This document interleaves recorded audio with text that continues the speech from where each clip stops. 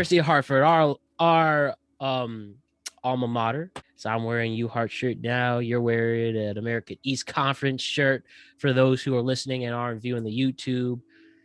Big news came out of the University of Hartford last week.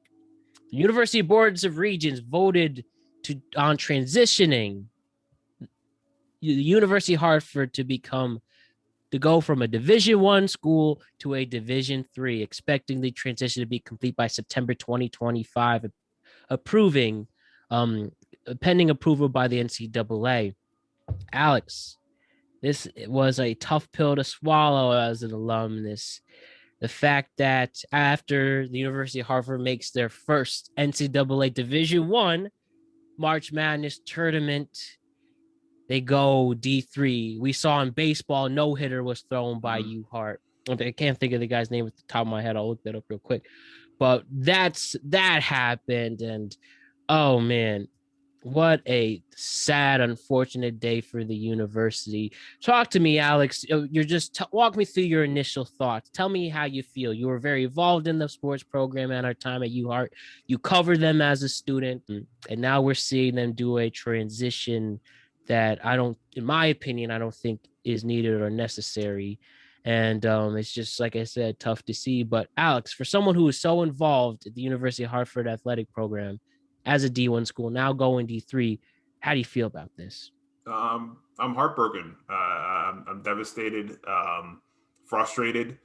I think a lot of us are, because we've met a lot of great people in Division One. Like you said, I worked in the sports program for pretty much all 4 years. I was a part of the student television network on campus, and that allowed me to become a producer for ESPN3, the shirt that I'm wearing now for the American East, cover, D1 basketball for the Hartford Hawks, men's and women's, do some lacrosse games as well, do some soccer games throughout my time there, and report on them, and meet these athletes and meet these coaches. And,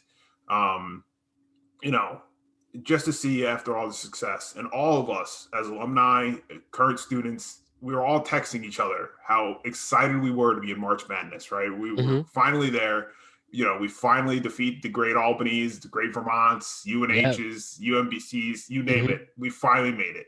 And we're elated. And, I was listening to a John Gallagher interview, and I'm going to talk a little bit about John Gallagher, knowing him, briefly. Yeah. But and who is he for the audience that doesn't know? For the audience to know, John Gallagher is the head coach of the men's basketball team.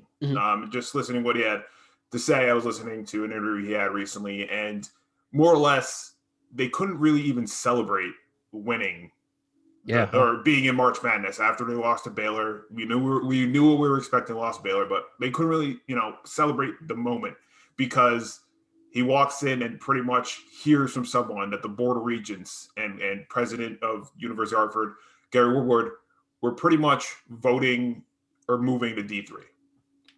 And just to hear that bothered me, because to me, and John Gallagher probably doesn't know who I am, I was a student there.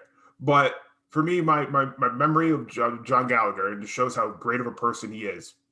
I was a freshman. Matt, we met, we were one of the first people to meet each other freshman year, reporting first live broadcast as STN. And, it was a Hartford Hawks home game.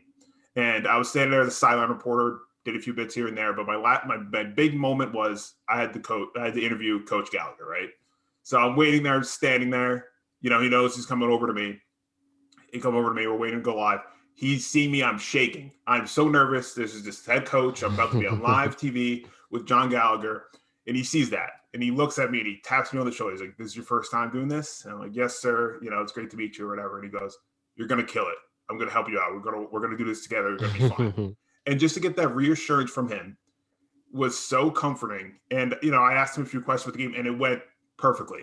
And then I shook his hand, and, his kid was around, and got to meet his kids. And he was just so welcoming and nice. And that's what you hear from everyone in the sports world about Coach Gallagher. You hear it on when we were in March Madness, how he was a grinder and one of the most respected coaches. And it's true.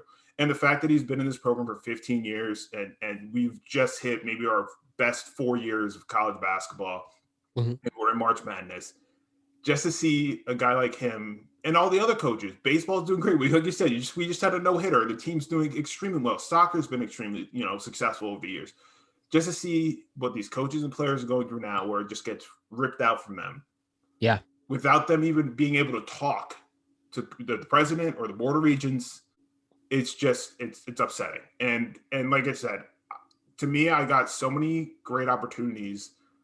And one of the selling points for me going to the school was it was Division I, and I can get hands-on experience. I can talk to, players. I have access to coaches. I have access to, top of the line sports equipment.